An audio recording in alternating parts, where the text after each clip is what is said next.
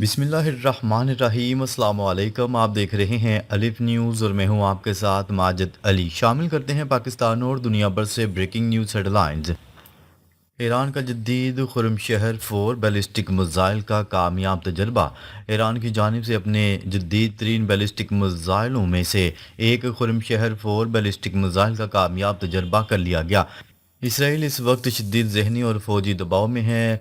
Iran ने अपनी सबसे ताकतवर और ख़तरनाक बैलिस्टिक मिसाइल खैबर शिकन को खुफिया ज़ेर ज़मीन ठिकानों में तैनात कर दिया है। ये मिसाइलें इतनी तेज़ और तबाहकुन हैं कि इसराइल के किसी भी दिफाई निज़ाम आयरन डोम या एरो को चकमा दे सकती हैं। सबसे खौफनाक बात, सिर्फ 8 से 10 मिनट में ये मिसाइलें इसराइल के अहम तरीन मकामात को निशाना बना सकती हैं।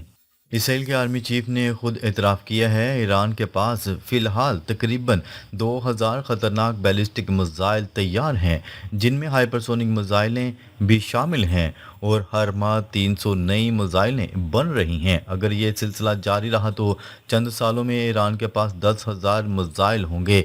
इसराइल का कहना है कि न्यूक्लियर प्रोग्राम तो बाद की बात है, असल ख़तरा ये बैलिस्टिक मिसाइल प्रोग्राम है। ये मिसाइलें रोज़ाना इस्तेमाल हो सकती हैं, जबकि न्यूक्लियर हथियार आखिरी ऑप्शन होते हैं। इस सूरत हाल में अमरीकी सदर डोनाल्ड ट्रंप ने एक इंतहाई अजीबोगरीब पेशकश की। ईरान अपना बैलिस्टिक मिसाइल प्रोग्राम महदूद कर दे, इतना कि ये सिर्फ अपने दिफा के लिए हो, इसराइल तक ना पहुँचे। बदले में पाबंदियाँ हटाई जाएंगी और बाकी मिसाइल बाद में देखे जाएंगे। लेकिन ईरान के सुप्रीम लीडर आयतुल्लाह खामनाई ने यह पेशकश ठुकरा दी और साफ इनकार कर दिया और कहा कि डोनाल्ड ट्रंप ये ऑफर वापस ले जाएं, हमें नहीं चाहिए। इसराइल को अब ये एहसास हो रहा है कि हालात इसके कंट्रोल से बाहर जा रहे हैं। वो समझता है कि अगर ईरान ने हमला किया तो इसकी पार्लियामेंट, शहर, अहम इमारतें, सब कुछ चंद मिनटों में तबाह हो जाएंगी। कोई भी दफाई निज़ाम इन हाइपरसोनिक मिसाइलों को रोक नहीं सकता। पीछे से चीन ईरान की मदद कर रहा है, जो इसराइल के लिए दुगना परेशानी का बायस बना हुआ है। अब इसराइल ने अमेरिका से कहा है कि अगर बातचीत करनी है तो बैलिस्टिक मिसाइलों पर बात करो। ये हमारे लिए न्यूक्लियर से भी बड़ी रेड लाइन है।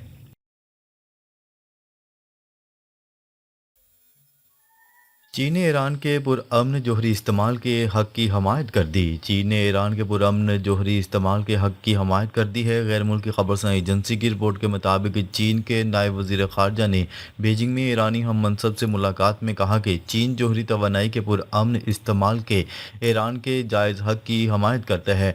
नायब चीनी वज़ीर ख़ारजा का कहना था कि चीन ईरान के ख़िलाफ़ ताकत के इस्तेमाल की धमकियों की मुखालफत करता है। नायब चीनी वज़ीर ख़ारजा का कहना था कि चीन पाबंदियों के नफाज से ईरान पर दबाव डालने की भी मुखालफत करता है। नायब चीनी वज़ीर ख़ारजा ने ईरान जोहरी मसले के मुनासब हल को फ़रोग़ देने के लिए चीन की कोशिशें जारी रखने के अज़म का इजहार भी किया है। अफजूदा यूरेनियम किसी और मुल्क मुंतकिल नहीं करेंगे, ईरान का दो टोक ऐलान। ईरानी सुप्रीम लीडर आयतुल्लाह खामनाई के मशीर रेयर एडमिरल अली शमखानी का कहना है कि ईरान के अफजूदा यूरेनियम को बैरून मुल्क मुंतकिल करने का मामला मुकम्मल तौर पर खारिज इम्कान है। गैर मुल्की खबरसां एजेंसी की रिपोर्ट के मुताबिक अरब मीडिया को इंटरव्यू में अली शमखानी का कहना था कि ईरान इस वक्त जंग के साए में ज़िंदगी गुजार रहा है। इस तैयारी का मतलब तसादम की ख्वाहिश नहीं, बल्कि दुश्मनों की जानिब से दी जाने वाली धमकियों और दबाव का जवाब है। अली शमखानी ने वाज़ह किया कि मुज़ाकरात सिर्फ जोहरी मामले पर और सिर्फ अमरीका के साथ मुमकिन है, बशर्तिया दो बुनियादी शराइत पूरी की जाएं, जो धमकियों का खात्मा और गैर हकीकत पसंदाना मुतालबात से दस्तबरदारी हैं। अली शमखानी ने कहा कि अगर खदशात बरकरार रहते हैं तो ईरान मुल्क के अंदर ही यूरेनियम अफजूदगी की सतह 60% से कम करके 20% तक लाने पर गौर कर सकता है, लेकिन ये इकदाम सिर्फ ठोस सियासी और माशी मुआवजे के बदले मुमकिन होगा। अली शमखानी ने खबरदार करते हुए कहा कि आइंदा किसी भी तसादम की सूरत में जंग ईरान की सरहदों तक महदूद नहीं रहेगी। अमेरिका ने ईरान पर हमला किया तो ईरान जवाब में यकीनी तौर पर इसराइल को निशाना बनाएगा। ایران کے پاسداران انقلاب نے دو آئل ٹینکرز ضبط کر لیے۔ ایران کے پاسداران انقلاب نے خلیج میں دو آئل ٹینکر قبضے میں لے لیے۔ غیر ملکی خبرساں ایجنسی کی رپورٹ کے مطابق غیر ملکی عملے کے حامل دو آئل ٹینکروں کو ایندھن سمگلنگ کے الزام میں تحویل میں لیا گیا ہے۔ تاہم تاحال یہ واضح نہیں ہو سکا کہ ضبط کیے گئے ٹینکروں پر کون سے ممالک کے پرچم لگے ہوئے تھے اور عملے کا تعلق کن ممالک سے ہے۔ ایرانی خبرساں ایجنسی کی رپورٹ کے مطابق دونوں جہازوں سے 10 لاکھ لیٹر سے زائد اسمگل شدہ ایندھن برآمد کیا گیا، جبکہ مجموعی طور پر عملے کے 15 غیر ملکی ارکان کو عدالتی کارروائی کے لیے حکام کے حوالے کر دیا گیا۔ خبرساں ایجنسی کی رپورٹ کے مطابق پاسداران انقلاب نے یہ ٹینکر خلیج میں واقع ایرانی جزیرے فارسی کے قریب تحویل میں لیے۔ پاسداران انقلاب کے بیان میں کہا گیا کہ یہ جہاز گزشتہ کئی ماہ سے اسمگلنگ میں ملوث تھے اور نگرانی انٹیلیجنس معلومات اور سمندری کارروائیوں کے بعد انہیں روکا گیا۔ خیال ہے کہ ایران ماضی میں بھی خلیج اور آبنۂ ہرمز میں ایسے ٹینکروں کے خلاف کارروائیاں کرتا رہا ہے جنہیں ایران غیر قانونی ایندھن تجارت کا حصہ قرار دیتا ہے۔ خبرساں ایجنسی کی رپورٹ کے مطابق ایران میں ایندھن کی قیمتیں دنیا میں کم ترین شمار ہوتی ہیں، جس کے باعث دیگر ممالک کو ایندھن اسمگل کرنا منافع بخش کاروبار بن چکا ہے۔ امریکہ اور روس کے درمیان جوہری ہتھیاروں کی تعداد کو محدود کرنے والا معاہدہ ختم ہو گیا۔ امریکہ اور روس کے درمیان جوہری ہتھیاروں کی تعداد کو محدود کرنے والا آخری معاہدہ نیو اسٹارٹ آج ختم ہو گیا۔ غیر ملکی میڈیا کی رپورٹ کے مطابق نیو اسٹارٹ معاہدہ آج ختم ہو گیا ہے اور دونوں فریقین کے درمیان معاہدے میں توسیع یا کسی متبادل منصوبے پر کوئی اتفاق رائے نہیں ہو سکا۔ اس حوالے سے روسی صدر کے معاون کا کہنا ہے کہ روس سفارتی ذرائع کے ذریعے اسٹریٹجک استحکام برقرار رکھنے کے لیے پرعزم ہے۔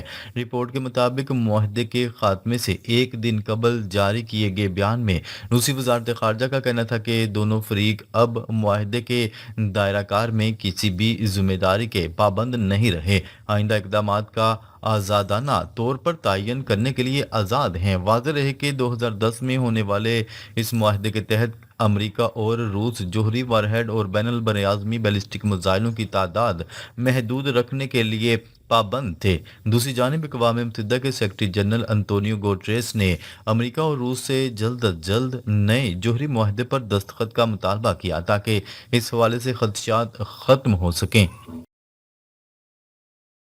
جرمن چانسلر کا ایرانی قیادت سے مذاکرات اور جوہری پروگرام ختم کرنے کا مطالبہ۔ جرمن چانسلر کا کہنا ہے کہ ایرانی حملے ماضی میں شدید نقصان اور عالمی مذمت کا سبب بنے۔ خطے میں استحکام کے لیے قطر اور دیگر ممالک کے ساتھ تعاون ضروری ہے۔ عالمی اور علاقائی تنازعات بشمول یوکرین کی جنگ سے سب متاثر ہیں۔ قطر اور سعودی عرب جیسے شراکت داروں کے ساتھ عسکری تعاون بڑھایا جائے گا۔ جرمن چانسلر کی امیر قطر تمیم بن حمد الثانی سے بھی ملاقات ہوئی۔ مضبوط تعلقات کا عندیہ دیا گیا۔ جرمن چانسلر کی قطر میں کاروباری اور سیاسی وفود سے ملاقاتیں جاری رہیں۔ جرمن چانسلر کا دوحہ میں کاروباری راؤنڈ ٹیبل میں اقتصادی اور سیاسی تعاون پر زور دیا۔ سعودی وزیر خارجہ شہزادہ فیصل بن فرحان کی ایرانی ہم منصب سے ٹیلی فونک گفتگو۔ سعودی وزیر خارجہ شہزادہ فیصل بن فرحان نے ایرانی ہم منصب سے ٹیلی فونک رابطہ کیا۔ جدہ سے سعودی میڈیا کی رپورٹ کے مطابق دونوں وزراء خارجہ نے اختلافات کو بات چیت اور سفارتکاری سے حل کرنے کی اہمیت پر زور دیا۔ سعودی میڈیا کے مطابق اس موقع پر خطے کے امن و استحکام کو برقرار رکھنے کی کوششوں پر تبادلہ خیال کیا گیا۔ سعودی وزیر خارجہ اور ایرانی وزیر خارجہ کے درمیان ٹیلی فونک گفتگو گزشتہ شب ہوئی۔ ناظرین، اب تک کے لیے اتنا ہی۔ مزید خبریں لے کر بہت جلد آپ کی خدمت میں حاضر ہوں گے۔ تب تک کے لیے اپنا خیال رکھیے گا۔ اللہ نگہبان۔